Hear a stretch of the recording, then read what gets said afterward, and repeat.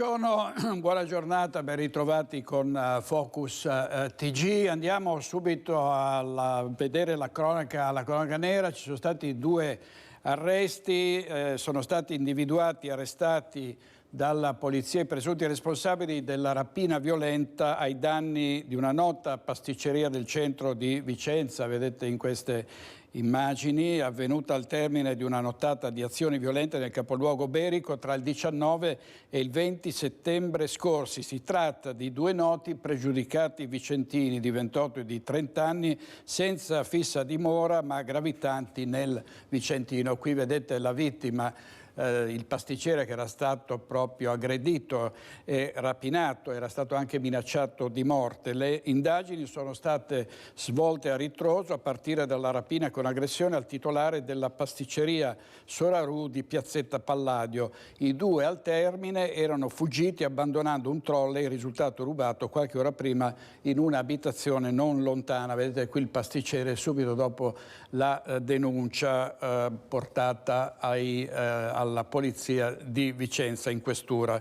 I 2 avevano tentato un altro furto poco prima in un'altra casa e quindi è emerso il loro coinvolgimento anche nel furto del portafogli in un ristorante sushi avvenuto dopo la rapina alla pasticceria, quindi si sono dati da fare. Nel locale è stato trovato infatti il portafogli del titolare della pasticceria che avevano appena rapinato e quindi poi si è proceduto all'arresto e Luisa Bertini ha sentito su questa operazione il questore di Vicenza Paolo Sartori. Signor Questore, una notte culminata in una rapina alla pasticceria Soraru, 2 pregiudicati che sono stati arrestati. Sì, è stata una serie di episodi molto gravi che sono avvenuti appunto una decina di giorni fa e in relazione ai quali appunto sono state sviluppate attività investigative immediate proprio per poter ricostruire la dinamica dei fatti e poter addivenire l'arresto dei responsabili, cosa che appunto a seguito dei riscontri investigativi che sono stati ottenuti è stato possibile farlo nella giornata di ieri. Ecco, oltre alla rapina anche furti, tentati furti, anche sventati grazie alle telecamere di videosorveglianza che sono state un ausilio fondamentale anche per le indagini. Beh, ancora una volta anche queste indagini ci hanno dimostrato e ci hanno confermato che l'esistenza dei sistemi di difesa passiva, di allarmi anti-intrusione, di sistemi di videosorveglianza sono fondamentali non solo a scopo dissuasivo ma anche nel caso in cui questi reati vengano commessi per poter intervenire immediatamente, far intervenire immediatamente le forze dell'ordine e per poter poi ricostruire la dinamica dei fatti non solo attraverso le testimonianze ma anche le immagini. È molto importante che i cittadini, come è avvenuto in passato in determinate situazioni, è molto importante che i cittadini segnalino tempestivamente alle forze dell'ordine quanto sta accadendo, magari prima, mi permetta questa nota, magari prima di scriverlo sui social, che chiamino il 113 o il 112 proprio per riferire quanto sta accadendo e poter consentire alle forze di polizia di intervenire in maniera tempestiva. Il questore di Vicenza Paolo Sartori, intervistato da Luisa Bertini. Restiamo a Vicenza perché era già in possesso di un ordine di allontanamento dall'Italia il pregiudicato straniero che è stato arrestato nella notte e in questura ha aggredito e ferito un poliziotto. Lasciami in pace, devo dormire. È il pretesto per cui un pluripregiudicato portato in questura per accertamenti ha sferrato un violento pugno in pieno volto al poliziotto che lo stava interrogando, procurandogli un trauma facciale con una prognosi di 10 giorni. È l'epilogo violento del controllo di una possibile intrusione in un appartamento di via Astichello operato dalla squadra volanti nella notte. Testimoni avevano allertato la centrale operativa indicando l'esatta abitazione da dove provenivano rumori e voci sospette di 2 persone. Alla richiesta degli agli agenti di aprire la porta, gli occupanti si rifiutavano perché non in possesso delle chiavi, per cui venivano costretti ad uscire attraverso la finestra da cui erano entrati. Sarebbero stati invitati dal proprietario di casa attualmente all'estero di vigilare sull'abitazione e accudire il cane. Uno dei due uomini sospetti, un cittadino tunisino di 33 anni senza fissa dimora, è risultato avere a suo carico numerosi precedenti per reati contro la persona e il patrimonio e un ordine di allontanamento dall'Italia emesso dal questore di Modena. Per questo motivo il pregiudicato era stato condotto negli uffici della questura. L'uomo è stato arrestato per resistenza e violenza a pubblico ufficiale e portato in carcere in attesa di essere allontanato definitivamente dall'Italia. E ora le indagini sulla morte di un paziente del reparto psichiatrico dell'ospedale civile di Venezia. 2 infermieri sono indagati per omicidio preterintenzionale, ma l'inchiesta potrebbe allargarsi. Il fratello Bruno ha detto che era entrato in un posto sicuro e l'hanno ammazzato. Sentiamo. Purtroppo il vostro fratello ha zigomo, naso, edema cerebrale steso, inoperabile, e questa è la causa. Ecco, ci è caduto il mondo addosso, perché noi almeno ci potevamo fare una ragione: muore perché ha fatto un infarto, capito? Certo. Cioè, è morto, ha fatto un infarto, ma no perché va in un porto sicuro e viene massacrato. Lui è stato massacrato, perché per morire per traumi alla testa bisogna colpirlo più volte e in maniera violenta. C'è rabbia, ma soprattutto dolore nelle parole del fratello di Bruno Modenese. Il 45enne di Pellestrina, ricoverato lo scorso 16 settembre nel reparto di psichiatria dell'ospedale civile di Venezia, dove si era recato di sua spontanea volontà, è morto 3 giorni dopo. 2 infermieri sono stati iscritti nel registro degli indagati con l'accusa di omicidio preterintenzionale. Secondo l'ipotesi della procura, infatti, Bruno sarebbe stato colpito al volto, poi morto in seguito a un'emorragia cerebrale, forse nel tentativo di contenerne una crisi, ma ogni dubbio lo accerterà l'esame autoptico il 5 ottobre. Sarà ovviamente necessario per capire le cause del decesso e per capire le responsabilità, anche eventuali responsabilità di altri soggetti. Il quesito che è stato conferito è un quesito molto ampio per capire tutte le dinamiche dei fatti. I 2 infermieri dunque potrebbero non essere gli unici coinvolti. È ancora più allucinante che dei diciamo addetti ai lavori, professionisti, uccidano un ragazzo in psichiatria, un ragazzo fragile, sanissimo, sano come un pesce, che è arrivato con le proprie gambe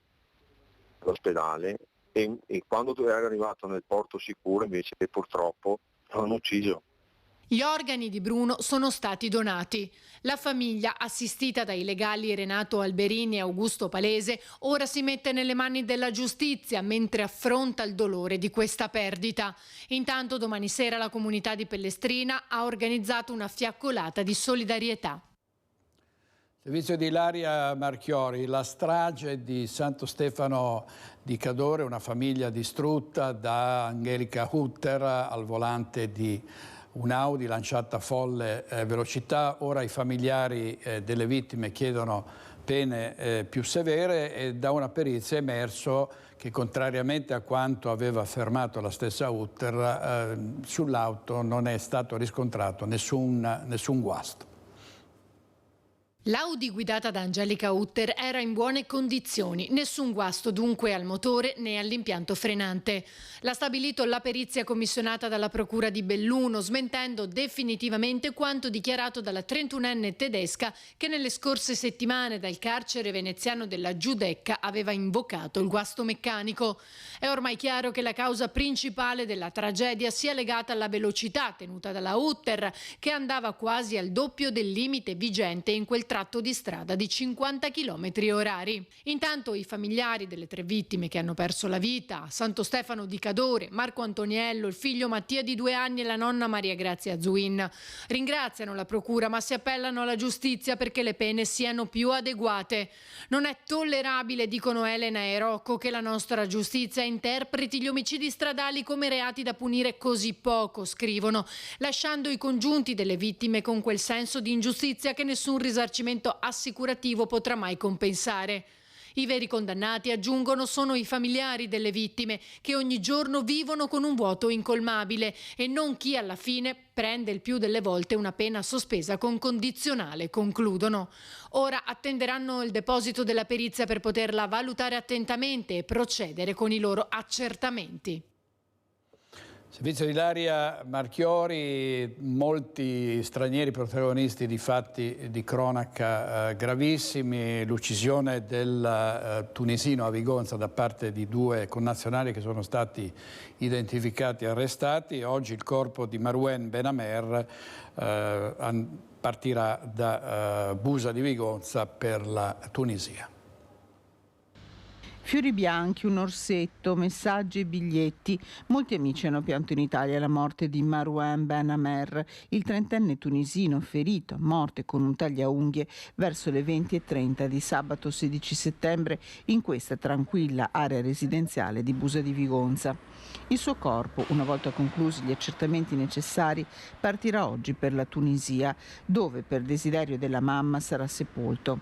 Ad accompagnarlo nell'ultimo viaggio il fratello. Nel frattempo continuano le indagini dei carabinieri. In carcere a Sanremo i presunti autori del delitto, 2 connazionali di 43 e 36 anni, che si sono costituiti in Liguria dopo una breve fuga all'estero.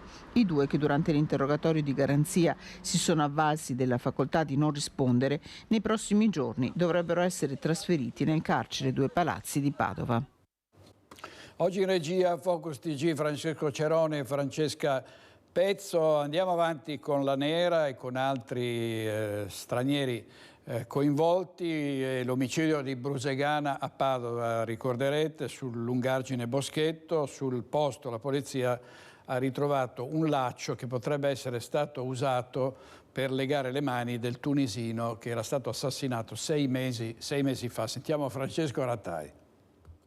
C'è una possibile svolta nell'indagine sulla morte di Walid Clifi, il 39enne tunisino trovato senza vita lo scorso 5 marzo lungo la riva del Bacchiglione a Brusegana in lungargine Boschetto. Gli investigatori hanno rilevato infatti tracce di DNA in un laccio ritrovato sul luogo dell'omicidio. Potrebbe essere il cordino che è stato usato per legare le mani della vittima prima che fosse gettata in acqua. Il reperto è stato mandato alla polizia scientifica per essere analizzato per verificare se il DNA presente sia compatibile con uno di quelli registrati nelle banche dati delle forze dell'ordine, un passaggio chiave che permetterebbe di dare un nome all'assassino o a qualcuno presente mentre il 39enne veniva ucciso. Una traccia che permetterebbe di far luce su una morte che resta ancora avvolta nell'ombra dopo 6 mesi. La vittima era stata vista per l'ultima volta la sera del 4 marzo in un bar di Brusegana, dove si era allontanata con un uomo per dirigersi verso l'Argine, che sarebbe però andato via prima dell'aggressione al 39enne. Adesso restano le indagini scientifiche sul laccio a provare a dare un nome all'assassino di Clifi. E rischia l'ergastolo il 77enne che a Masera ha ucciso con una coltellata la moglie gravemente malata in stato vegetativo. Ha detto più volte l'ho fatto per non vederla più soffrire. E adesso ci colleghiamo in diretta con Cristian Arboi davanti al Tribunale di Treviso per fare il punto sulle indagini. A te, Cristian. Sì, direttore, esattamente così. Questa è la linea che Sergio De Zen ha ribadito questa mattina davanti al PM e al GIP, assistito dalla propria avvocata di difesa all'interno del carcere di Santabona. L'ho fatto perché ero disperato, perché non ce la facevo più a vederla in quello stato, uno stato di fatto semi-vegetativo, anche se la donna, dobbiamo continuare a sottolinearlo, era cosciente, era presente a se stessa, si rendeva conto molto probabilmente della sua situazione, con una mano riusciva anche a scrivere, quindi non parliamo di uno stato vegetativo tout court. Questo è un elemento che potrebbe fare anche la differenza nel processo che si avvierà, perché ovviamente si avvierà un processo, l'accusa è quella di uxoricidio di fatto.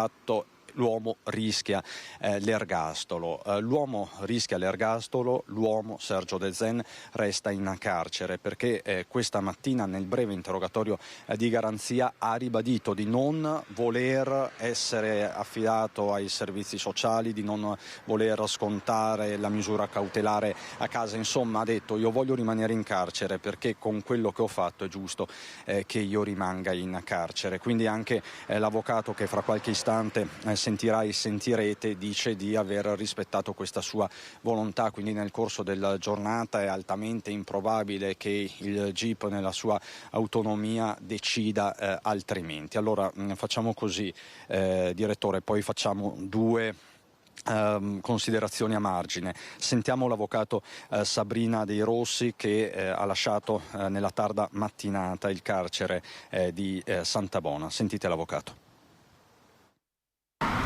È successo che il GIP, il dottor Vettoruzzo, ha fatto al signor De Zen delle domande, assicurandosi prima che lui volesse rispondere. Lui ha consentito e insomma ha risposto a qualche domanda in maniera sintetica, ma sostanzialmente confermando quello che ha sempre detto fin dal giorno in cui si è consegnato ai carabinieri di Cornuda.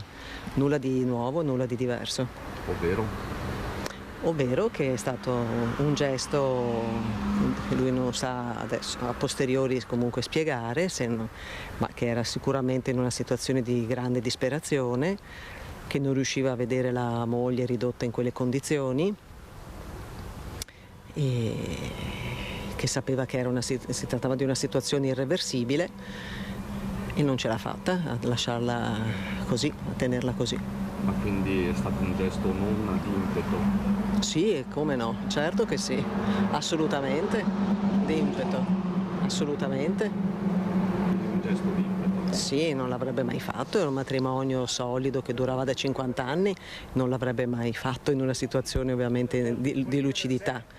Assolutamente limpido, anche perché è un uomo che non ha nessun precedente penale, che non ha mai avuto nessuna storia di violenza, di aggressività, è un uomo estremamente mite.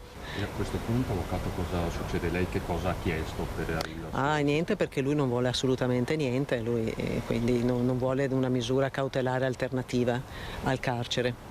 Lo ha ribadito quindi? Sì, assolutamente, l'ha ribadito che non vuole una misura alternativa. Quindi lei non ha chiesto arresto domiciliare? No, allo Stato tra l'altro no. Anche perché l'abitazione è sotto sequestro, quindi l'alternativa sarebbe chiedere ospitalità a qualche parente o qualche amico, ma lui non ha nessuna intenzione di fare questo tipo di percorrere questa strada. Ma a questo punto lei intende fare qualcosa anche nei confronti dei sanitari, dell'ULSS, appurare questo stato di abbandono? Al momento assolutamente no. Come ho già detto, non ritengo che ci siano delle responsabilità individuali o che ci sia una responsabilità dell'ospedale di Montebelluna piuttosto che di quello di Treviso o altro. Credo che sia un problema a livello nazionale. Purtroppo gli ospedali si ritrovano anche loro, sono costretti a seguire dei protocolli e quando un paziente è stabilizzato a dimetterlo, purtroppo manca una medicina di territorio che probabilmente dovrebbe esserci per aiutare in queste situazioni.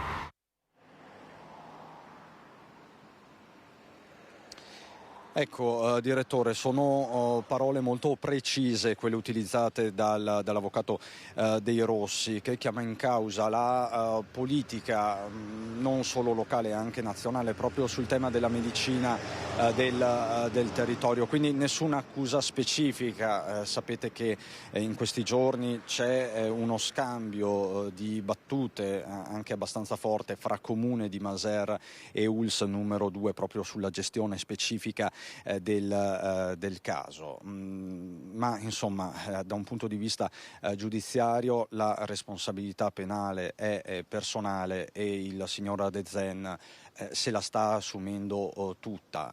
Non capita spesso di trovare persone che dicono voglio rimanere in carcere, è consapevole di quello che ha fatto, continua a piangere e disperarsi, anche stamattina poi ci ha riferito l'avvocato, continuava a piangere, insomma è un uomo distrutto proprio perché si rende conto di quello che ha fatto. Un delitto di impeto, la stessa procura nella giornata di ieri comunque escludeva ogni tipo di premeditazione. Certo è che nelle prossime settimane in una seconda battuta potrebbero essere presi in considerazione anche i rapporti familiari e capire se davvero fossero sereni, idilliaci come è emerso in un primo momento. Qui aiuterà gli inquirenti anche la figlia Aurora che ha sempre vissuto con i genitori, Aurora che in questi giorni di fatto è inavvicinabile, non vuole essere trovata e quindi è veramente chiusa nel suo dolore. Aurora che a quanto pare, ci ha riferito sempre l'avvocato, non si è messa in contatto, perlomeno fino a oggi, con il padre Sergio. Per il momento è davvero tutto, direttore. Con Nicoletta Rizzetto dall'esterno del carcere di Santabona ti restituisco la linea. Grazie molte a Christian Arboit e a Nicoletta Rizzetto. Direi che è a chiusura di questo collegamento è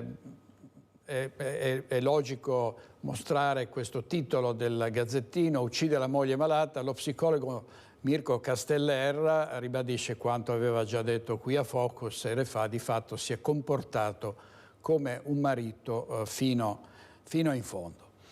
Andiamo avanti con la cronaca. L'allarme rapine violente nel Vicentino, avete visto, abbiamo aperto con l'arresto dei 2 sbandati che avevano aggredito e derubato il pasticcere proprio in zona centro a Vicenza. Ieri sera a fare le spese dei banditi è stata la festa del baccalà di Sandrigo, l'altro ieri sera. La rabbia e l'indignazione del sindaco nel servizio di Daniele Garbin.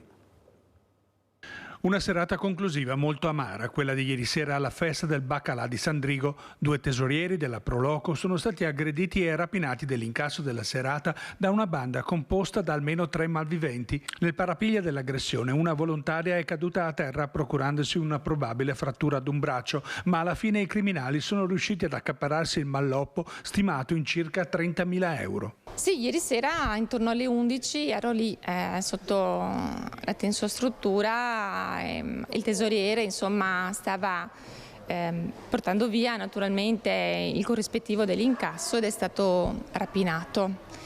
È stato aperto lo sportello dell'auto e quindi una persona a volto scoperto, quanto sembra, si è presa la valigetta ed è scappata via. Immediato l'allarme lanciato alle forze dell'ordine, i carabinieri della compagnia di Thiene hanno cominciato subito le indagini per quello che sembra un colpo preparato meticolosamente. Presumo di sì, perché sono stati attimi ben come dire, organizzati e tra l'altro c'era pochissima gente perché stavamo proprio chiudendo la tensostruttura, quindi i saluti insomma del momento, in un batter d'occhio è successo. Una rapina che non rappresenta solo una grave perdita economica, ma è un affronto all'intera comunità cittadina che vede andare così in fumo il lavoro della 5ª serata dedicata allo stoccafisso norvegese che attira migliaia di visitatori.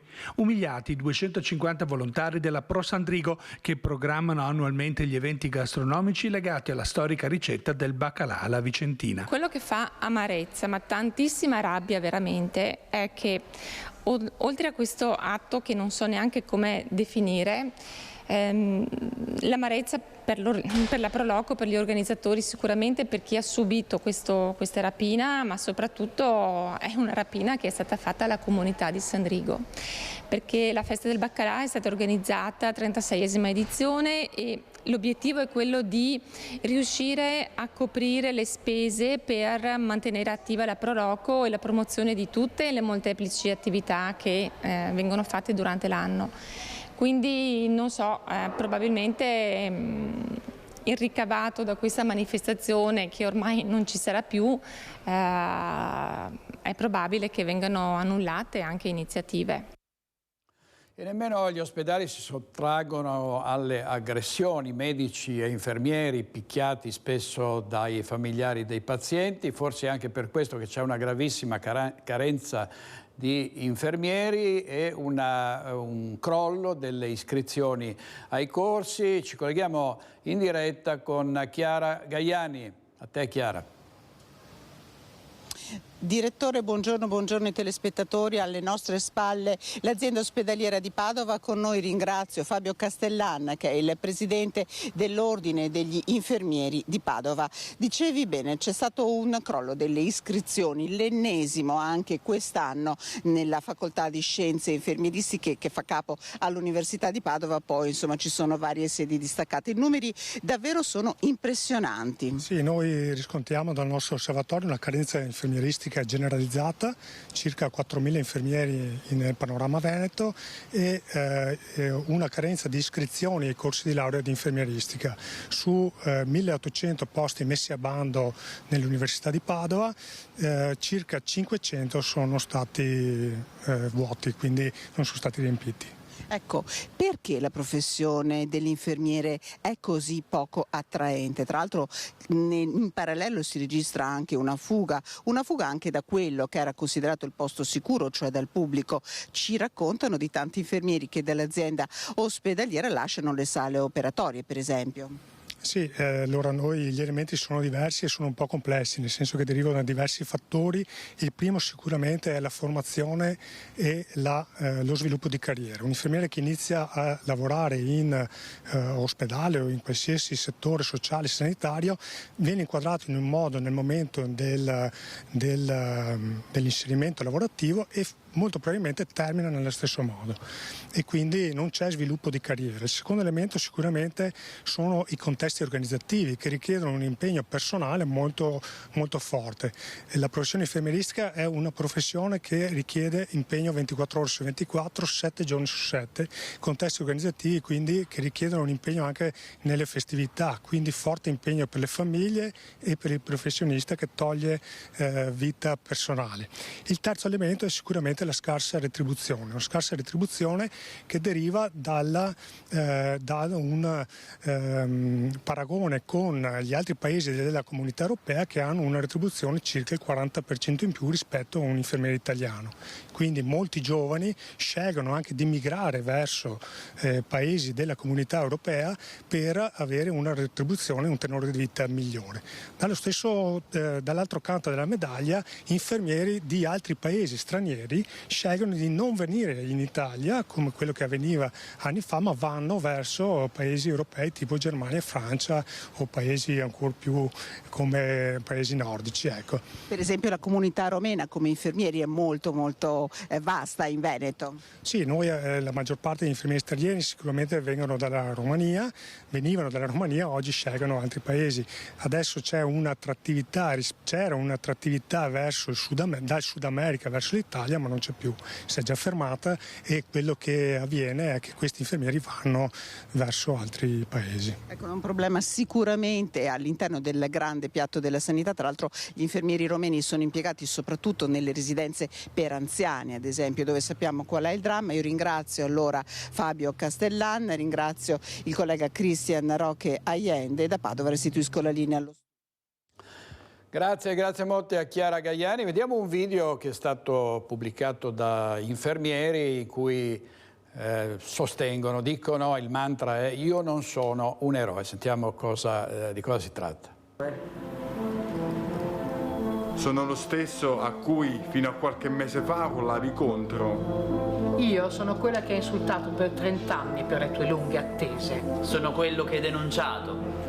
Io sono quello che lavora a Natale e anche a Ferragosto. Sono quello che minacciavi quando ti davo un codice bianco. Sono la stessa che ti ha soccorso quando ti sei messo alla guida ubriaco. Sono quella che volevi picchiare. Sono quella a cui hai lanciato il monitor. Sono sempre quella che hai mandato a quel paese. Sono sempre quella che accudisce i tuoi genitori quando tu non ci sei. Io non sono un eroe. Io non sono un eroe. Io non sono un eroe. Io non sono un eroe. Io non sono un eroe. Avete visto? Ecco, avete visto un video proprio firmato da infermieri di un ospedale italiano in cui reagiscono così a coloro che li aggrediscono nelle corsie, negli ospedali. È qualcosa di gravissimo, sono persone che fanno un lavoro delicatissimo, non a caso ce ne sono sempre di meno, molti vanno all'estero perché hanno retribuzioni migliori, ma è proprio la mancanza di sicurezza di cui si lamentano insieme ai medici e al personale degli ospedali si lamentano per queste violenze che subiscono, una categoria che è sotto pressione, che ha mille difficoltà, che svolge un lavoro delicatissimo e sono veramente cose intollerabili. Andiamo a Venezia adesso perché Filippo Fois ci racconterà di una mattinata di proteste. A Venezia hanno manifestato gli studenti universitari e anche i tassisti Aquei. È stata una mattinata intensa quella che si è vissuta oggi a Venezia, con due manifestazioni che si sono svolte a meno di 300 metri di distanza l'una dall'altra. La prima degli studenti universitari sul ponte di Rialto e praticamente in contemporanea una seconda manifestazione dei tassisti Aquei a Farsetti. Gli studenti universitari sono tornati a far sentire la propria voce contro il caro studi, si tratti di caro affitti, di caro trasporti, di caro testi scolastici. Hanno esposto uno striscione sul ponte di Rialto, dove tra l'altro è comparsa anche una tenda che era stato il simbolo delle proteste del passato anno accademico. Siamo qui per denunciare una crisi strutturale di tutti i servizi per il diritto allo studio in questa regione e nel nostro paese. Noi vorremmo un futuro qui, vorremmo viverci, ma in queste condizioni chiaramente siamo costretti ad andare altrove. È tutto troppo caro, cioè dagli studi ai trasporti, i libri di testo, gli appartamenti. Sì, è tutto troppo caro e i prezzi sono in continua crescita per qualsiasi tipo di bene e di servizio. Gli affitti ormai qui a Venezia sono schizzati, sono aumentati del 15%, ben oltre la media nazionale, ma anche come in tutto il resto del Veneto in questo momento qui.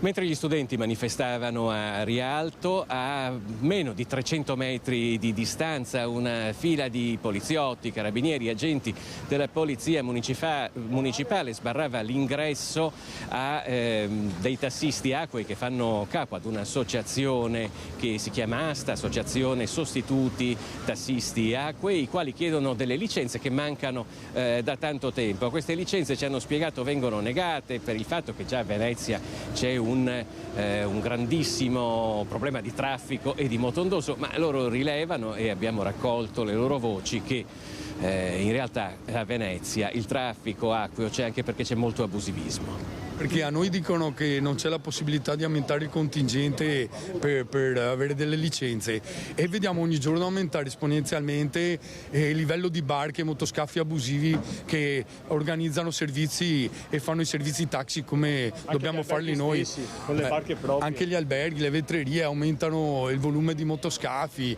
Ma c'è molto abusivismo a Venezia? Molto. In questi anni è aumentato moltissimo, ogni anno sempre di più, anche perché vedono che possono farlo. Non c'è nessun controllo, i vigili li vedono, si girano dall'altra parte, non c'è nessun tipo di controllo, quindi ognuno è legittimo a fare quello che vuole qui a Venezia.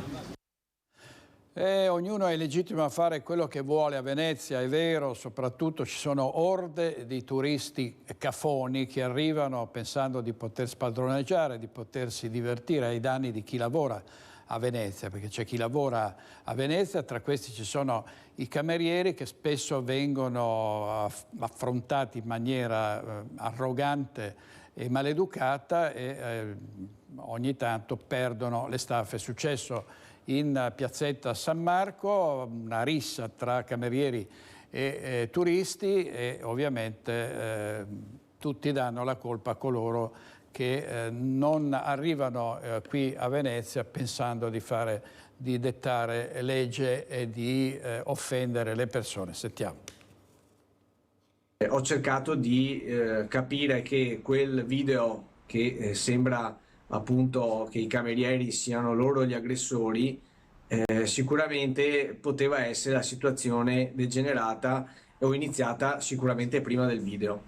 È stata provocata da un turismo di cui Venezia farebbe volentieri a meno, la rissa tra i tavolini del Gran Caffè Chioggia di Piazza San Marco, e la conclusione a cui è giunto l'assessore al commercio Sebastiano Costalonga, che si è attivato subito per capire cosa fosse accaduto, cosciente soprattutto del fatto, afferma che il personale dei caffè di Piazza San Marco è altamente specializzato e professionale e difficilmente potrebbe avere reazioni del genere. Questi turisti sono entrati nel locale senza consumare, hanno praticamente cercato di raggiungere i bagni passando davanti a una coda, hanno cominciato a spintonare i camerieri e quindi la cosa è degenerata. Una rissa in Piazza San Marco non si vede facilmente e, se viene ripresa, è destinata a fare il giro del mondo. Ma quel video, destinato anche a rimanere tra un certo tipo di immagini iconiche del 2023 veneziano, tanto quanto ad esempio il tuffo da 4 piani di un inglese in Rio di Ca' Foscari, rappresenta anche una testimonianza importante per stabilire cosa sia successo, considerando però che ci fa vedere solo l'ultima fase di un diverbio iniziato dentro al locale. Nella prima fase del video si vede benissimo che questo turista ha in mano una sedia, prende in mano una sedia per scagliarla contro i camerieri e prontamente un cameriere riesce a toglierla dalle mani di quest'ultimo e difendere un po' gli altri colleghi. Ed è qui che Costalonga arriva, anzi torna, ad una considerazione che oramai a Venezia raccoglie ampi consensi. Il turista maleducato ormai viaggia in tutte le città del mondo, e a Venezia spesso e volentieri abbiamo visto situazioni veramente incredibili e questa è una di quelle. Davvero incredibile, inqualificabile. Andiamo adesso in diretta da Vanessa Banzato con il sindaco di Gaglio Emanuele Munari, perché ci sarà il Bomba Day, mi pare il 26 ottobre. A te la linea, Vanessa. Sì, buongiorno a te direttore, a tutte le persone che ci stanno seguendo. Hai detto bene, il prossimo 26 ottobre, Bomba Day a Stoccareddo, la frazione di Gaglio, dove lo ricorderete lo scorso 1° giugno perse la vita il 30enne Riccardo Bau durante alcuni lavori di sistemazione e di ristrutturazione della propria abitazione. Andando a scavare sul muro ha incontrato quello che sembra in apparenza un tubo di ferro, che si è poi rivelato essere un ordigno bellico della Prima Guerra Mondiale, che è esploso ed è deflagrato e ha causato la morte di Bau. Ne è stato rinvenuto un secondo e appunto per quello adesso tutti sono al lavoro, perché il prossimo 26 ottobre ci sarà il Bomba Day a Stoccareddo. Ma sentiamo con il sindaco di Gaglio Emanuele Munari come sarà strutturato, quali sono i termini di questa giornata. Certo, intanto buongiorno direttore e buongiorno a tutti i telespettatori. Sì, come dicevate, il 26, giovedì 26 ottobre è stato organizzato è fissato questo Bomba Day per la frazione più popolosa di Gaglio, vale a dire Stoccareddo, con circa 300-320 persone. L'abbiamo organizzato ovviamente di concerto, stiamo lavorando con tutti gli enti, con la prefettura, con gli artificieri, con tutti gli enti preposti per far sì che questa evacuazione, che riguarda tutta la frazione, sia il meno impattante possibile con i cittadini. Tant'è vero che giovedì non è un giorno a caso, perché molti sono a scuola, molti hanno rientro a livello di bambini e piccoli, molti sono al lavoro, quindi ci aspettiamo che questa operazione di evacuazione possa influire in maniera minoritaria rispetto a quello che si pensava all'inizio, e quindi dalle 7 di mattina alle 7:45 ci sarà l'evacuazione per permettere poi agli artificieri alle 8 di entrare nel paese di Stoccareddo e cominciare le operazioni che stando alla loro stima si protrarranno fino alle 16 del pomeriggio. Tra l'altro operazioni molto delicate perché dovranno essere effettuate manualmente, giusto? Sì Vanessa, difatti questo mese di attesa è stato dovuto al fatto che gli artificieri hanno dovuto capire e valutare bene come procedere e purtroppo l'unico modo, secondo i loro dettami, è quello di agire manualmente con singoli operatori, 2 ore per ogni operatore. L'artificiere personalmente sarà a tu per tu con la bomba, agirà con martello e scalpello spaccando il muro tutto intorno per poi arrivare a creare questo buco per poter estrapolare appunto questa bomba dal muro e portarla poi nella zona di esplosione. Ecco, si vuole lanciare al proposito un appello, e tra l'altro non è la prima volta che lei lo fa, un appello soprattutto a chi deve realizzare dei lavori di ristrutturazione o deve magari demolire proprio una costruzione magari costruita nell'immediato dopoguerra o tra gli anni 50-60, perché c'è la possibilità che un altro ordigno simile possa essere rinvenuto, dato che proprio queste bombe particolari che hanno l'aspetto di un tubo di ferro potesse essere utilizzato per armare il cemento degli edifici. Certamente, difatti si narra tra storia e realtà che appunto nel dopoguerra, quando la fame regnava sovrana e non c'era nulla, alcuni pensavano proprio per consolidare le fondamenta delle abitazioni, nonché anche le pareti in verticale, di mettere dentro tutto il ferro che trovavano e da qui anche le bombe. Quindi per quelle case che hanno un certo numero di anni ci si raccomanda appunto la massima attenzione nelle operazioni di ristrutturazione, o meglio ancora per quelle che prevedono la demolizione e la ricostruzione. Massima attenzione, abbiamo già detto, quindi massima attenzione, ma penso che questo tragico evento abbia insegnato a tutti noi di porre la massima attenzione quando faremo questo tipo di operazioni. Bene, allora il 26 ottobre ricordiamo Bomba Day a Stoccareddo, frazione di Gallio, tutto è pronto. Direttore, ti ricedo la linea. Grazie a Vanessa Banzato e al sindaco Emanuele Munari, che spesso ospite di Focus la sera, ci porta sempre notizie riguardanti lo splendido altopiano dei 7 comuni. Passiamo a Cadoneghe, dove continua la protesta dei multati dagli autovelox. Ne abbiamo parlato anche ieri sera qui la sera a Focus. Hanno sventolato i ricorsi presentati al giudice di pace e al prefetto sotto le finestre del sindaco Schiesaro, che sono uomini e donne che sono stati multati lungo la strada del Santo. Vediamo il servizio di Chiara Gagliari. Il ricorso in una mano, con il bollettino di pagamento da 46 euro per la presentazione ben in evidenza, sono pronti a sventolare i loro ricorsi sotto le finestre dell'ufficio del sindaco di Cadoneghe, l'esercito di multati dai velox lungo la strada 307 del Santo. L'appuntamento è per le 18 di stasera. Tante volte siamo andati con le multe, stavolta portiamo i ricorsi. Allora, qualche tempo fa ho incontrato il sindaco e mi ha detto che sulla scrivania aveva neanche 10 ricorsi. Adesso dovrà aspettarne qualcuno in più perché stiamo procedendo tutti. 24.000 le sanzioni scattate nel primo mese di operatività dei due velox, ma le multe che continuano ad arrivare anche in questi giorni potrebbero essere tra le 60 e le 80.000 in totale. Di queste 16.000 sarebbero già state pagate. Speravano in qualche risposta i multati, che adesso sono costretti a ricorrere al ricorso. Abbiamo atteso l'annullamento, abbiamo atteso. Devo dire che secondo me abbiamo anche sbagliato noi ad aspettare così tanto, dovevamo partire prima con i ricorsi, ma questa settimana arriveranno tutti. Grande l'amarezza dei multati.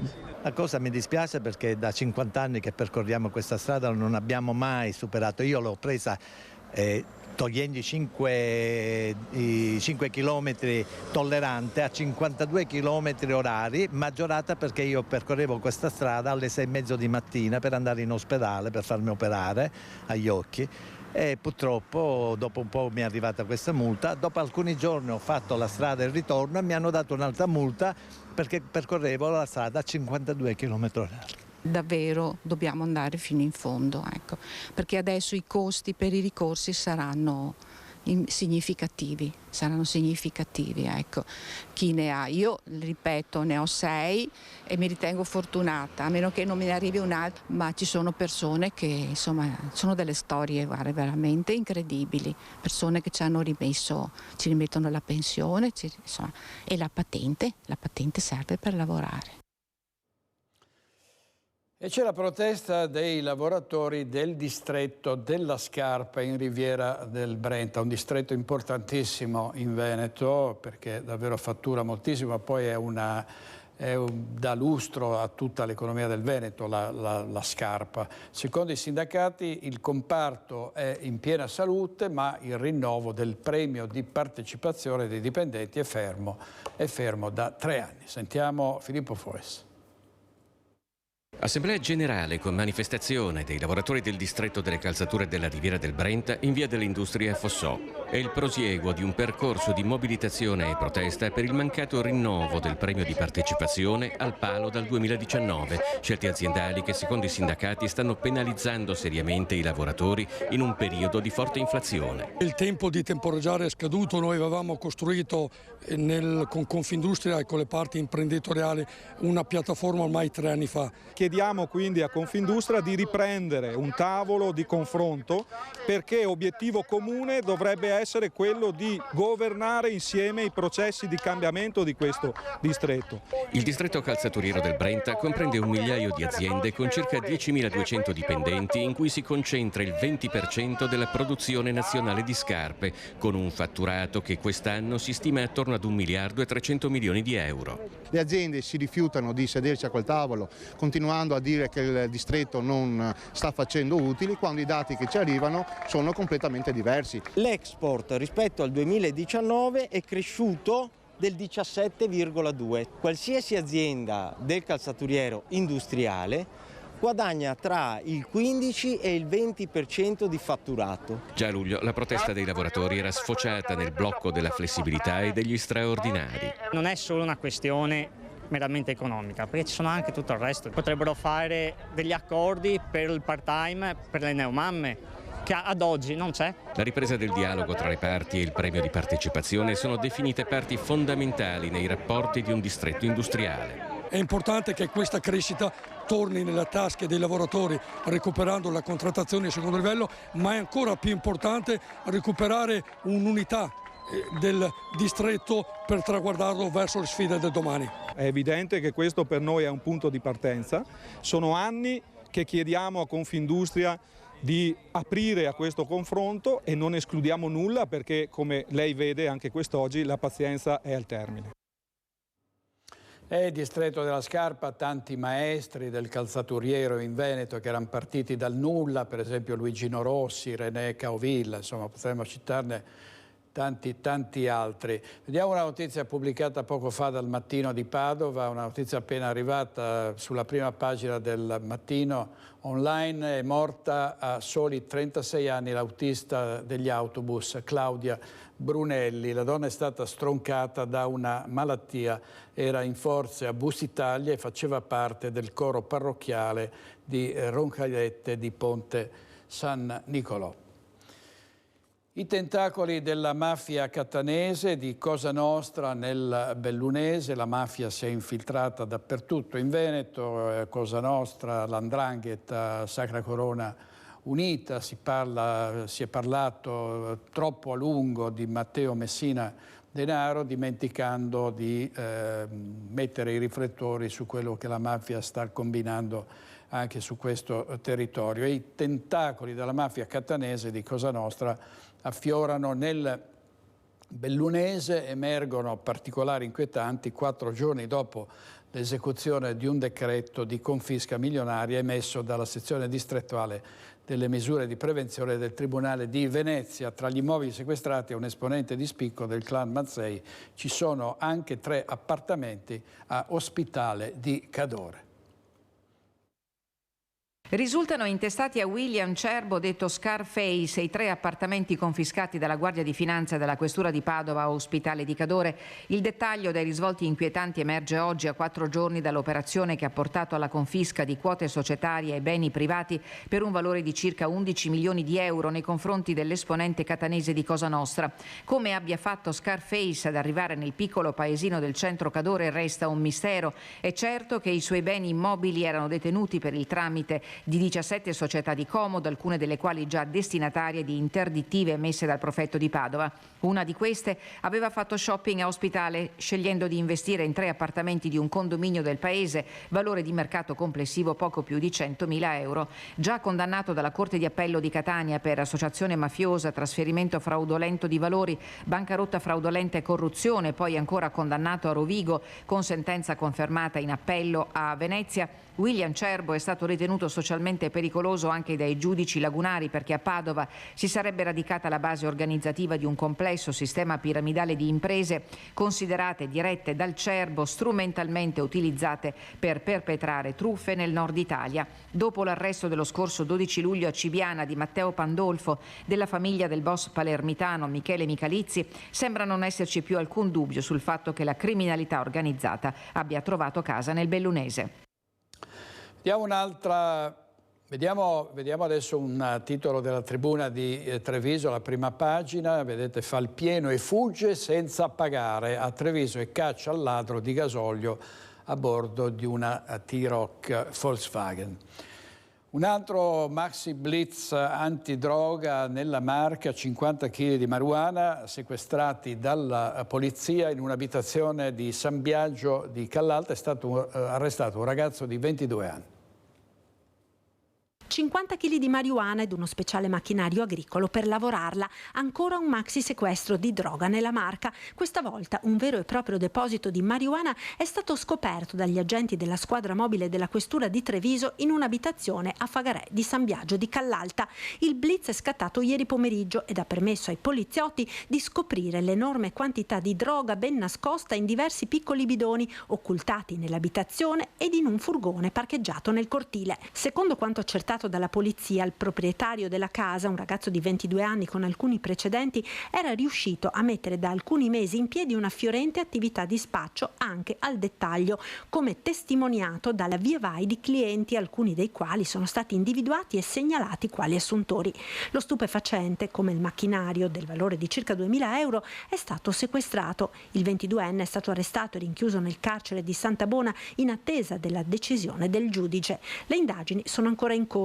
Ringrazia le forze dell'ordine la sindaca di San Biagio, Valentina Pillon. C'è stato uno sconcerto iniziale quando abbiamo appreso la notizia, però ci tengo a ringraziare le forze dell'ordine per il lavoro congiunto che hanno portato a termine, appunto riuscendo a scovare questo giovane ragazzo del nostro territorio che deteneva questo quantitativo elevato di droga in casa. Sicuramente la direzione in cui dobbiamo andare è quella di unire le forze per riuscire a combattere questa microcriminalità che purtroppo si annida nei nostri territori. E questa è Valentina Pillon, sindaca di San Biagio Callalta, che spesso è qui ospite la sera a Focus. Parliamo adesso dell'emergenza abitativa, delle case sfitte, dell'abusivismo. C'è stato un sit-in davanti alla sede dei servizi sociali di Treviso per denunciare la condizione in cui versano centinaia di persone sotto sfratto negli alloggi popolari. La provocazione dei centri sociali al comune, che hanno detto si smetta di costruire abitazioni di lusso, vengano riqualificate le case vuote. Siamo di fronte ai servizi sociali perché di fatto vediamo la responsabilità politica di quello che sta succedendo. Sono circa 300 i provvedimenti di sfratto nel comune di Treviso. Sit-in del centro sociale Django davanti alla sede dei servizi sociali per denunciare la condizione in cui versano decine di persone sotto sfratto. Dal centro l'attacco all'amministrazione e all'Ater di lasciare sole le persone in difficoltà, tempi troppo ristretti per gli sgomberi e proroghe che si rinnovano di mese in mese. I criteri per la graduatoria sono fermi agli anni 90, questo è un grossissimo problema, lo sappiamo tutti, ma il punto è Sicuramente cambiare la formazione e la graduatoria è importante, però non è la soluzione. Come associazione, Caminantes si sta occupando di accompagnare le persone in difficoltà e sotto sfratto ai servizi, agendo da mediatori, attività che secondo l'associazione dovrebbe essere a carico dell'amministrazione. Le richieste sono chiare: la messa a disposizione degli 89 alloggi comunali chiusi e che venga presa da parte del Comune una posizione chiara nei confronti delle politiche messe in atto da Ater, ma non solo. E soprattutto che si smetta di lotizzare rispetto alla costruzione di case di lusso. Rimettiamo a posto tutti gli immobili che ci sono, che sappiamo che sono centinaia vuoti in città, no? Le case sono le abitazioni sono 6.500, cioè, ma di cosa stiamo parlando? Non si fa attendere la risposta di Cassugana. Io sono quel sindaco che ha chiesto a gran voce, che chiede, che vuole costruire un nuovo piano casa regionale che vede da parte di tutti gli enti degli investimenti importanti, di rigenerazione del patrimonio esistente. È altrettanto vero che bisogna mettere mano alle regole di assegnazione di queste case. Un invito al confronto da parte del sindaco. Nessuno vuole lasciare le persone in strada, dice, e accoglie la provocazione dell'associazione, ma con riserva. Stanno provocando uno di quei sindaci che più ha investito sul tema della casa e più è riuscito a restituire degli immobili oggi messi a disposizione per le famiglie in difficoltà. Quindi da un punto di vista della coscienza sono assolutamente sereno. Sindaco di Treviso e presidente dell'ANCI, l'associazione dei comuni italiani. Vediamo tra le circa 300 persone sotto sfratto anche queste persone che abbiamo sentito ai nostri microfoni. Sentiamo. Non trovo un aiuto, non riesco a venirne fuori da nessuna parte, sia dal comune che dall'Ater, nonostante la mia disponibilità. Ho un debito di 16.000 euro che non so neanche come fare non ho un reddito, non ho niente. Però non c'è un riscontro da parte né dall'Ater né del comune né dei servizi sociali. Tra gli inquilini delle case popolari del quartiere San Paolo c'è anche Maria Silvestrini, 52 anni, nata e cresciuta a Treviso. Da 23 abita nella casa che secondo il provvedimento di sfratto dovrebbe lasciare a gennaio. 600 euro di affitto quelli che deve pagare e secondo la normativa la morosità e il conseguente sfratto determinano il pagamento dell'affitto secondo il prezzo di mercato, quindi senza l'agevolazione che offre Ater. Affitto che la signora non paga da 2 anni. 16.000 euro sono ammontati da spese condominiali per una mia mancanza, perché è stata una mia mancanza che non ho, però ho passato un periodo di depressione, ne sono venuta fuori e ho cercato di rimediare. Altra storia, quella di Abbas Lamouchi, 54 anni, 4 figli minori, di cui il più piccolo di 1 anno e mezzo, il più grande di 16 e diversamente abile, costretti a vivere in albergo. Di origine tunisina, da 24 anni a Treviso, ha perso il lavoro con il Covid e si trova ora senza casa. Lavoro sempre 17 anni a Venezia nell'albergo, sempre fisso, regolari, però quando è venuto il Covid 2 anni, senza lavoro. Con di case integrazioni 700 euro, 650, non posso pagato l'affitto quasi 2 anni. E lo sfratto il 4 settembre sono andato fuori e quindi adesso sono ospite nell'albergo. Il comune, l'assistenza sociale ha aiutato una settimana, Caritas 2 notti, il resto non pago io, sempre ogni sera, una notte 136 euro. Situazione che Abbas e la sua famiglia non riescono più a sostenere. Da giorni, racconta, non mangia un pasto caldo, troppo alte, le spese per mangiare al ristorante. Dopo la richiesta per ottenere una casa popolare, ancora nessuna risposta. Dati alla mano evidenziano una situazione difficile, 700 domande per circa un'ottantina di case. È sempre in regola, è tutto a posto, 24 anni che sono qua, mai c'è questo il problema, però ho provato queste due notti che sono dormito in macchina con la mia famiglia. Con le bagagli, valigie, tutti. È una fase difficile in generale per l'economia italiana, ovviamente anche per i cittadini che hanno difficoltà ad arrivare, molti hanno difficoltà ad arrivare alla fine del mese, come si usa dire. Vediamo un titolo del Gazzettino con una storia commovente. Nonna Esther fa la spesa ogni 2 mesi. Non credo di potermi permettere l'olio, ma al supermercato succede qualcosa di commovente, dice il Gazzettino. L'anziana stava per rinunciare a parte dei prodotti messi nel carrello perché non aveva abbastanza soldi per comprarli, ma è stata baciata dalla fortuna. Bisogna leggere tutto l'articolo per capire com'è finita questa questa vicenda. Ricordo che delle persone indigenti si occupa tutti i giorni Mirella Tuzzato con il suo banco alimentare, con la trasmissione Sveglia Veneti, è una carrellata proprio con persone che lavorano nel sociale, che si occupano dei poveri, dei malati, dei disabili, e quindi tutte le mattine dal lunedì al sabato su Rete Veneta Mirella Tuzzato con Sveglia Veneti. Andiamo in pubblicità 1 minuto e 30 e poi torniamo subito con altre notizie. State con noi.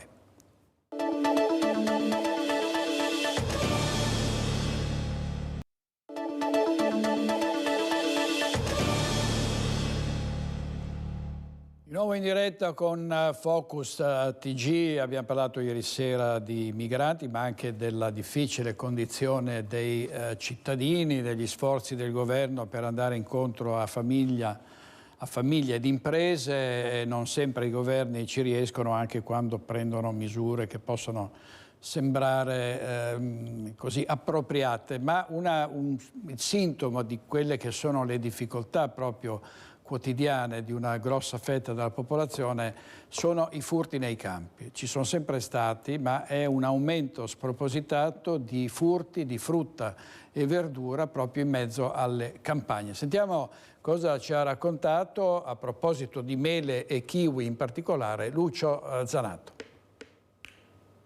In questi ultimi periodi abbiamo assistito a un aumento di furti in campo. Partiamo da furti importanti di nettarine con quantità importanti e poi ultimamente mele e kiwi, anche se i kiwi non sono ancora maturi. Colpa del caro prezzi, dell'inflazione, del potere d'acquisto di stipendi e pensioni sempre più basso. Fatto sta che l'estate del 2023 ha registrato un record di furti di frutta ed ortaggi nei campi. Ad Amedeo Tonon, frutticoltore di Povegliano, sono spariti più di 2 quintali tra pesche, nettarine e pere. Ad un vicino orticoltore un'intera serra di pomodori. Ci sono degli agricoltori che hanno messo in piedi le serre, hanno messo il pomodoro e quando il pomodoro era maturo gli è stato tutto quanto prelevato da terzi, non si sa chi. Perdite di raccolto per centinaia di euro e spesso anche danni alle piante. Ci sono i ladri più organizzati che rubano quantità anche consistenti di frutta e verdura, ma gli agricoltori hanno scoperto anche diversi anziani che raccoglievano un sacchettino di frutta, quella che magari gli serviva per la settimana. Io penso sia una questione storica in parte, però poi anche diciamo che ultimamente la spesa al supermercato costa.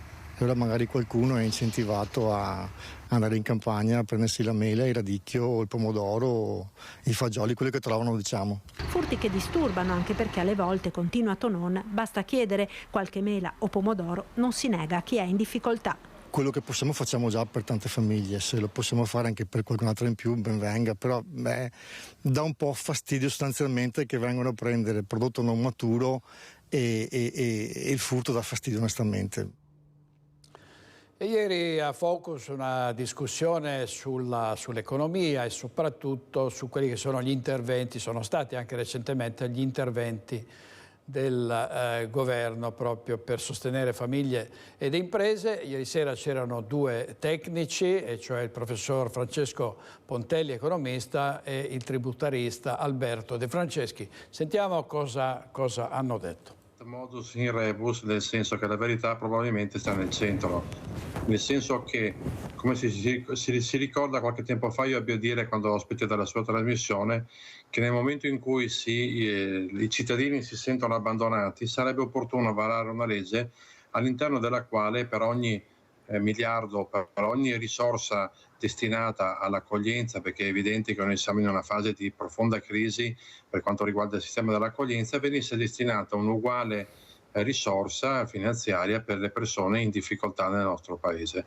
Su questo è l'unico modo che permetterebbe agli italiani di non sentirsi appunto abbandonati e di ricevere solo l'elemosina rispetto a quanto viene destinato per i migranti. Seconda cosa, è vero, gli 80 euro sono una cosa abbastanza ridicola per quanto riguarda l'effetto che hanno sul benessere dei cittadini, ed è vero che è una misura spot ed è esattamente quanto faceva esattamente prima il governo Draghi, esattamente prima il governo Conte 1 e il governo Conte 2. In altre parole, qualcuno ha visto che sono cambiati i presidenti del Consiglio, la politica governativa è rimasta assolutamente la medesima: bonus a raffica e a pioggia, occhiali, tende da sole o altre stupidaggini vari, quando invece l'inflazione, che ricordo è la tassa in assoluto più ingiusta in quanto colpisce soprattutto le fasce di popolazione a reddito più basso, sta mangiando giorno dopo giorno il potere d'acquisto dei cittadini. Tanto è vero che il 51% degli italiani ha dovuto ridurre il consumo di carne e ci sono addirittura giornali che dicono che è una scelta ecologica quando è semplicemente una scelta economica.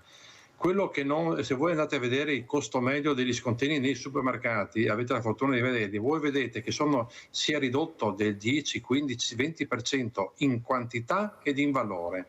Per cui è evidente che la lamentela del cittadino, di quel signore che si lamentava al bar, è assolutamente giustificata. Però è altrettanto vero che non è che questo governo stia facendo meno degli altri, sta facendo poco, esattamente come gli altri precedenti, intendo dire, gli altri precedenti governi, prima del governo Meloni, quindi il governo Draghi, il governo Conte 2 e il governo Conte 1. Molto chiaro, professore. Dottore Franceschi è d'accordo con questa analisi del professor Pontelli?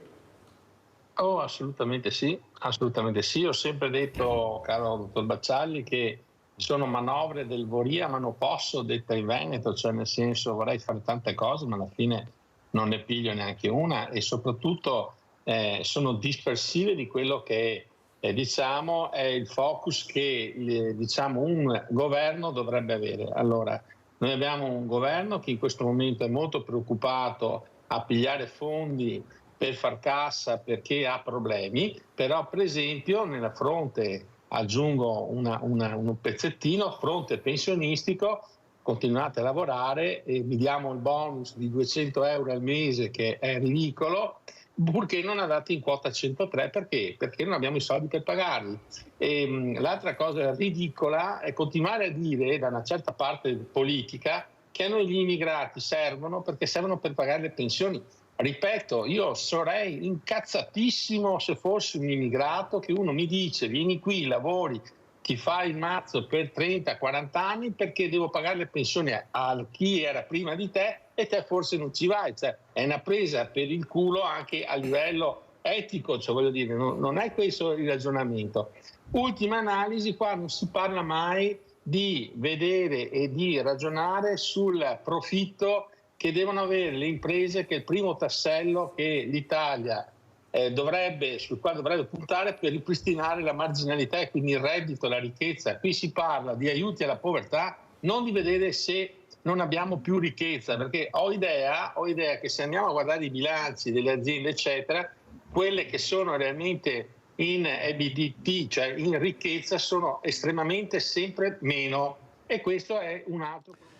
Questo era Focus ieri sera con Francesco Pontelli e Alberto De Franceschi, tanto per così aggiungere un altro tassello in questo quadro piuttosto desolante, quello dell'ambiente, quello dello smog che è aumentato, tant'è vero che vista la situazione in pianura padana, dal 1° ottobre riprenderanno le limitazioni del traffico. Vediamo il servizio di Valentina Visentin. Torneranno ad accendersi le luci dei semafori per stabilire le restrizioni al traffico imposte dalla concentrazione delle polveri sottili. Dal 1° ottobre ripartono le misure per il contenimento dell'inquinamento atmosferico. Dureranno fino ad aprile. 3 livelli d'allerta, come sempre, verde, arancione e rosso, in base ai bollettini ARPAV sui dati di concentrazione misurati e previsti di PM10. Ogni volta che si andrà in semaforo arancio o rosso si porteranno le misure, ci saranno delle modifiche, sostanzialmente le più importanti saranno il divieto di circolazione di Euro 5 diesel e Euro 2 benzina nei giorni di arancio e rosso, mentre col semaforo verde gli Euro 4 gasolio potranno girare, saranno bloccati fino agli Euro 3 e invece sarà bloccato fino all'Euro 1 benzina. Le misure sono stabilite dall'accordo padano approvato dalla Regione Veneto. La pianura padana di recente è stata definita da un report della rete europea Data Journalism come una delle aree europee con l'area peggiore. Oltre ai semafori tornano anche le domeniche ecologiche, una al mese da ottobre ad aprile. sono previste delle domeniche ecologiche. Il messaggio che vogliamo dare è che comunque queste misure nel corso degli anni stanno portando a una diminuzione dell'inquinamento, ancora non sufficiente, però se andiamo a vedere le serie storiche a partire dagli ultimi 20 anni vediamo come effettivamente siamo riusciti a rientrare in almeno due parametri che sono la media annuale di PM2,5 e PM10. Rimaniamo fuori ancora in altri parametri come ad esempio i picchi di smog. Insomma, una situazione molto difficile. Andiamo a Bassano del Grappa, dove continuano i disagi per la chiusura, poi la ripartura e poi la chiusura di nuovo del ponte nuovo con il traffico in tilt, ma soprattutto i disagi e le perdite di fatturato dei commercianti della zona. Sentiamo. Pesanti, si va sull'ordine del 30%, che è un terzo, quindi è molto pesante. Perdite pesanti per i commercianti ai piedi del Ponte della Vittoria. Da luglio infatti gli incassi sono precipitati del 30%. Un'estate che ha visto una chiusura totale del passaggio, un blocco non solo del traffico ma, come raccontano i numeri, anche del commercio. Oggi un'apertura parziale del Ponte Nuovo, che non arresta però l'ormai caduta libera delle vendite, causa, secondo gli esercenti della zona, anche dell'impossibilità di passaggio per ciclisti e pedoni. L'unica cosa che possiamo ritoccare, l'unica richiesta che facciamo noi all'amministrazione è quella di ridurre la pressione fiscale locale. Quindi quello che sono le incombenze locali devono essere ridotte perché i nostri colleghi non ce la fanno. Per esempio? I muetasi sono le due voci che vanno per forza riviste almeno fino alla fine dei lavori e magari anche oltre, per poter recuperare quello che è stato il disagio subito. Una richiesta, quella dei commercianti, che verrà presto presentata all'amministrazione comunale, che prima, o meglio nel prossimo Consiglio Comunale del 26 settembre, dovrà fare i conti con 2 mozioni all'ordine del giorno a sostegno delle imprese pregiudicate dai lavori sul ponte. Cosa riguarderanno? Riguarderanno questa problematica, esattamente, quello che è stato il disagio che hanno subito i colleghi che ruotano attorno all'ex anello del Brenta, che prevedeva questa bellissima passeggiata tra Ponte Vecchio e Ponte Nuovo, che è stato reciso momentaneamente. Quindi il calo di fatturato c'è stato. Il calo di fatturato c'è stato e questo era un servizio di Sharon Di Carlo realizzato qualche giorno fa. Avete sentito che si sarebbe svolto un consiglio comunale che si è svolto ieri sera e la decisione è una doccia fredda per i commercianti perché il comune ha deciso di non dare alcun ristoro. Sentiamo su questo il parere dell'opposizione, l'ex vice sindaco di Bassano del Grappa, Roberto Campagnolo. Tutte le grandi opere che erano previste in città sono ferme, insomma, dall'ascensore, Teatro Astra, Genius Center, Scuola Mazzini, insomma è tutto fermo. Le poche opere che fanno sono elemento di spettacolarizzazione, inaugurazione, e per l'asfaltatura del ponte, perché sostanzialmente di questo stiamo parlando, del Ponte della Vittoria, sono riusciti a creare problemi anche lì, perché una cosa che doveva, secondo i primi annunci, chiudersi in 1 mese e mezzo, andrà avanti fino a dicembre, bene che vada, e ha messo in forte difficoltà le utenze deboli, nel senso che ad oggi ciclisti e pedoni non possono passare. Noi questo abbiamo chiesto ieri sera, che bisognava trovare il modo per far passare ciclisti e pedoni.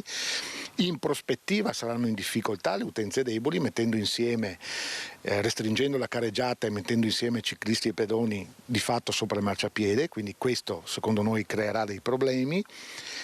E soprattutto hanno ieri sera rifiutato un qualcosa che normalmente l'amministrazione fa quando ci sono disagi per lavori pubblici, quello di riconoscere un ristoro di tipo economico o come sgravi fiscali alle attività economiche che sono state danneggiate da questi lavori per la chiusura del ponte e anche adesso per il fatto che è parzialmente chiuso. Anche questo non si capisce perché, tra l'altro adducendo motivi che non sono assolutamente veri. L'amministrazione non ha voluto riconoscere i disagi che ci sono stati e attivare i correttivi per migliorare una situazione che sarà molto pericolosa per le utenze deboli.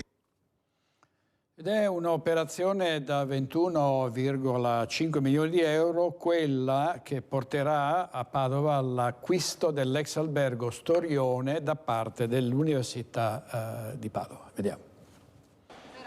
Un immobile storico strategico per la sua centralità e vicinanza a Palazzo Bo e Palazzo Storione. Annuncia con entusiasmo l'acquisto da parte dell'Università dell'ex albergo Storione la magnifica rettrice Daniela Mapelli, al termine di un'operazione avviata un anno fa. Prezzo della compravendita 21 milioni e mezzo di euro per una superficie totale lorda di 9.370 metri quadri, con termine ultimo per la sottoscrizione del rogito fissata tra l'acquirente, l'Università di Padova, e il fondo immobiliare venditore per il 20 marzo 2024. Dall'acquisto restano esclusi i negozi del piano terra e i relativi magazzini posti al piano interrato. Il resto dell'ex albergo, che si trova in via 20 febbraio di fronte a Palazzo Bo, sarà invece sistemato e entro l'inizio del 2025 diventerà sede ufficiale dell'Università di Padova e ospiterà gli uffici dell'Ateneo, oltre a 300 persone. Un edificio storico, un simbolo iconico di Padova, il periodo più luminoso durante la Belle Époque. L'edificio fu ricostruito negli anni 60 per realizzare la nuova sede di una banca. Durante la realizzazione del nuovo edificio progettato da Gio Ponti emersero addirittura i resti di un abitato dei Veneti antichi risalente a 1000 anni prima di Cristo. Andiamo in pubblicità ancora per pochissimi minuti e poi torniamo con altre notizie, altri collegamenti in diretta. State con noi, grazie.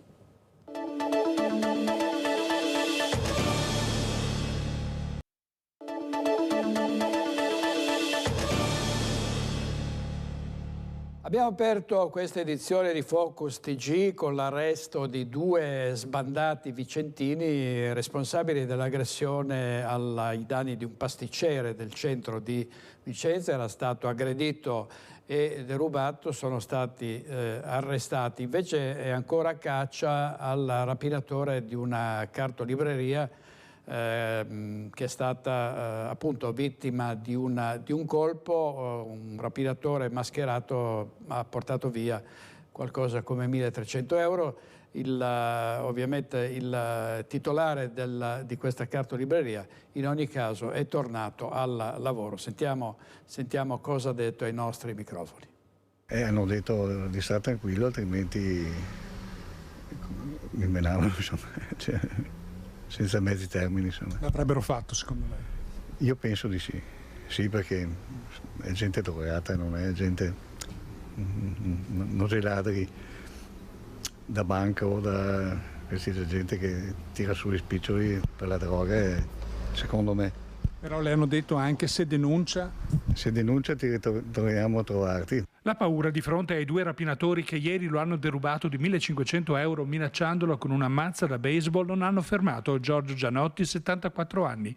Questa mattina presto è tornato ad aprire regolarmente la sua cartolibreria in via Trissino. Il fratello cotitolare Roberto, che solitamente fa il turno pomeridiano, è venuto però a fargli compagnia verso le 6 fino alle 8, così come ci aveva promesso ieri.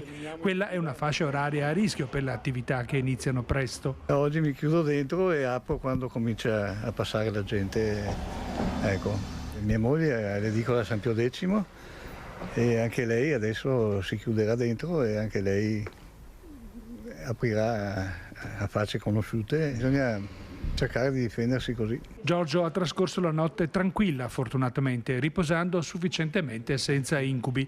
Quello che gli è rimasto però è il senso di insicurezza sul lavoro. Siamo un po' in balia di certa gente che se volessero potrebbero venire qua tutte le mattine, volendo, perché non vedi passare forze dell'ordine in continuazione. Per esempio stamattina sì, sono passati i carabinieri, ma sono venuti alle 9.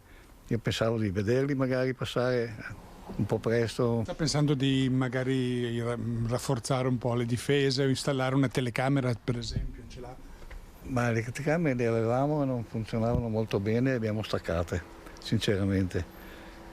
Però questa è gente che delle telecamere se ne frega altamente, perché sono venuti a viso scoperto, perciò non gli interessava niente delle telecamere. Immigrazione fuori controllo e tra le conseguenze ci sono queste persone affamate, senza un lavoro, senza nessuna prospettiva, che poi vanno a rubare nelle abitazioni oppure a rapinare i negozianti. Intanto a Padova oggi è stato presentato il bilancio sociale delle cucine popolari. La direttrice Suor Albina Zandonà ha detto che il 12% degli ospiti è italiano. Ci sono o anziani, ecco, che questo è uno dei nostri temi forti, no? Ecco, l'età anziana, e che poi c'è una solitudine perché non c'è una rete. Quindi che vengono qua anche semplicemente per parlare con l'operatore, per parlare con il volontario. Ci sono persone dai 40-50 anni, ecco, che entrano e escono dalle comunità, che non ce la fanno ad uscire, perché non è che non vogliono, ecco, non ce la fanno ad uscire. Ci sono per fortuna pochi, ma ci sono ancora giovani che hanno problemi di tossicodipendenza. Questo è l'identikit degli italiani che usufruiscono delle cucine economiche popolari di via Tommaseo. Lo traccia Suor Albina Zandonà, che delle cucine è direttrice. Gli italiani sono il 12% degli ospiti delle cucine. Questo lo spaccato che emerge dal bilancio sociale del 2022. 12% sono italiani, quindi anche accogliere, no, e vedere. È una persona che sta facendo servizio adesso qui alle cucine attraverso il progetto del PUC. Lui ha detto: io avevo una vita normale e sono scivolato perché ho perso lavoro, perché ecco così. Quindi arrivo a capire molto bene le persone che vengono alle cucine, perché è facile scivolare. Ecco, magari uno dice: a me non toccherà mai, no? Perché secondo me anche le persone non entrano alle cucine oppure ci guardano, no, perché fa paura la povertà, perché inconsciamente magari uno dice: può succedere anche a me, ecco, no? Però il fatto di dire: vabbè, ma si può scivolare, ma si può anche rialzarsi, ecco. Se trovo un ambiente che in quel momento mi accoglie, poi mi aiuta a riprendere, ma ci vogliono questi ambienti che accolgono nel momento del bisogno. Un anno importante il 2022, in cui si celebravano i 140 anni dalla fondazione delle cucine, una realtà che da sempre interagisce con la città di Padova. Le cucine però a breve cambieranno volto, approfittando dei fondi messi a disposizione del PNRR. Infatti saranno ristrutturati gli stabili della canonica del Tempio della Pace, migliorando e incrementando il servizio. Non vogliamo che sia solo un trasloco, un passaggio di muri, ma vogliamo che sia un'innovazione sociale, capire come migliorare i servizi, e lo faremo attraverso l'ascolto degli ospiti. Dedicheremo proprio un tempo per ascoltarli, incontrare, e che siano loro a dirci di che cosa hanno veramente bisogno, quali sono le loro reali necessità e le loro priorità. I Colli Euganei sono candidati ufficialmente a nuova riserva di biosfera UNESCO. Il dossier è stato consegnato a Parigi. Il primo passo è fatto. Con la presentazione ufficiale del dossier consegnato a Parigi, i Colli Euganei si candidano a nuova riserva biosfera MAB UNESCO. La delegazione del Ministero dell'Ambiente, composta dal consigliere del ministro, la padovana Roberta Toffanin, dal direttore generale Oliviero Montanaro e dal presidente del Comitato Tecnico Nazionale MAB UNESCO, Pierluigi Petrillo, alla presenza dell'ambasciatore presso l'UNESCO Liborio Stellino, ha dato il via al processo negoziale che si concluderà nel giugno 2024. In Veneto già 2 territori fanno parte dei 748 siti presenti in 134 paesi del mondo, il Monte Grappa e il Delta del Po. Un territorio vasto, quello che si presenta all'esame, formato da 15 comuni d'Abano, Terme e Avò, che interessa una superficie di 34.000 ettari all'interno del Parco regionale dei Colli Euganei. Al lavoro sul dossier anche la Regione. Il presidente Zaia ha commentato: se i Colli Euganei entreranno nella grande rete UNESCO, sono certo che avranno un nuovo rilancio e si apriranno importanti strade anche a livello di valorizzazione turistica. Il nuovo presidente dell'ente, Alessandro Frizzarin, si tratta di un passo importante che segna una tappa altrettanto importante verso lo sviluppo sostenibile, in cui tutela della natura e sviluppo del territorio camminano parallelamente. 60° anniversario della tragedia del Vajont, il 9 ottobre in particolare, giorno della commemorazione al cimitero di Fortonia prima e alla diga del Vajont, poi sarà presente il capo dello Stato Sergio Mattarella. Ricordiamo una tragedia che costò la vita a più di 2000 persone e noi saremo ovviamente al Vajont, a Longarone, proprio per seguire tutte tutti questi eventi che sono stati organizzati. Sentiamo il servizio di Tiziana Bolognani. Questa è la notizia ufficiale che posso annunciare oggi. È per noi un onore avere il Presidente e soprattutto la testimonianza della vicinanza alle comunità del Vajont da parte dello Stato, che è il responsabile principale di questa tragedia. Sarà il momento istituzionale forse più toccante, perché si svilupperà sia nel cimitero di Fortonia che nell'area della diga. Il Capo dello Stato torna a Longarone per rendere omaggio alle vittime dell'immane disastro che si compì la sera del 9 ottobre 1963. È il 60° anniversario, quello che universalmente sarà commemorato per onorare le quasi 2000 vittime fra Longarone e Ertocasso. E il calendario degli eventi è fittissimo, con un unico fil rouge. Cercare di lanciare un messaggio affinché i giovani possano prendere il testimone della memoria, una memoria che deve essere viva, collettiva e che deve soprattutto raccogliere in sé i significati e i valori che questa tragedia ha portato, soprattutto nel non commettere più gli errori che sono stati fatti e cercando soprattutto di lanciare quei messaggi legati alla prevenzione del territorio che penso siano indispensabili e fondamentali nel legame con il Vajont. E poi la gratitudine verso chi aiutò quei territori a ripartire con gesti concreti. Fra gli eventi istituzionali si segnala la seduta straordinaria del Consiglio regionale del Veneto il 4 ottobre alle 15 nella sala consiliare di Longarone. Il 9 ottobre alle 14:30 al Centro Culturale Parri il Dipartimento Nazionale della Protezione Civile inaugurerà a Longarone la Settimana Nazionale della Protezione Civile. Nel pomeriggio alle 16 la Santa Messa in suffragio delle vittime del Vajont, celebrata a Fortonia dal Patriarca di Venezia. Alla sera alle 20:30 in contemporanea in 136 teatri italiani andrà in scena Vajont, rielaborazione dell'orazione civile di Marco Paolini, a cui hanno aderito attori di fama nazionale e internazionale. Il culmine alle 22:39 con il rintocco della campana della chiesa di Longarone.